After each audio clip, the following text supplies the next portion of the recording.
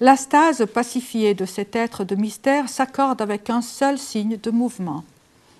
Le geste par lequel les doigts de Dürer semblent retenir le rebord redoublé de fourrure du riche manteau dont il est paré. Comment lire ce geste? Recèle-t-il une portée au moins en partie symbolique? Il n'y est bien entendu pas question d'y voir quoi que ce soit de sacrilège. Seul un regard profane pourrait confondre la position de ses doigts avec le signe de la bénédiction qui n'appartient qu'au Sauveur.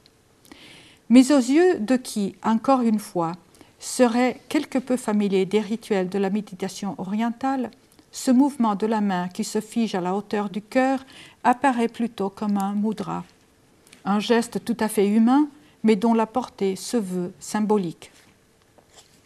Que veut donc communiquer cette main que nous voyons se retourner sur son propre axe et former avec la disposition en calice de ses doigts l'image d'un mince vase dont l'ouverture pointe discrètement en direction du cœur?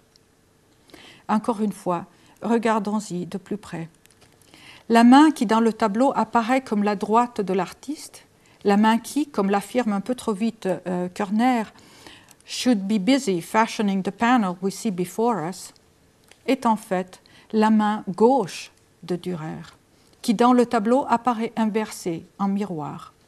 Sa main droite, celle qui a façonné le portrait, repose tranquille juste au-dessous de la marge inférieure du panneau, où se trouvent aussi, invisibles à nos yeux, les instruments, miroirs, palettes, couleurs, pinceaux, qui ont permis à Dürer d'opérer son alchimie picturale.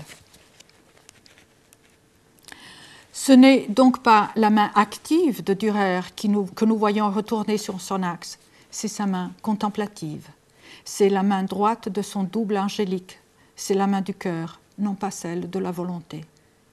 Si la main de la volonté peint, nous dit ce geste, elle le fait en obéissant aux directives de l'autre main, celle qui silencieusement puise aux sources sapientielles du voir, comme du montrer.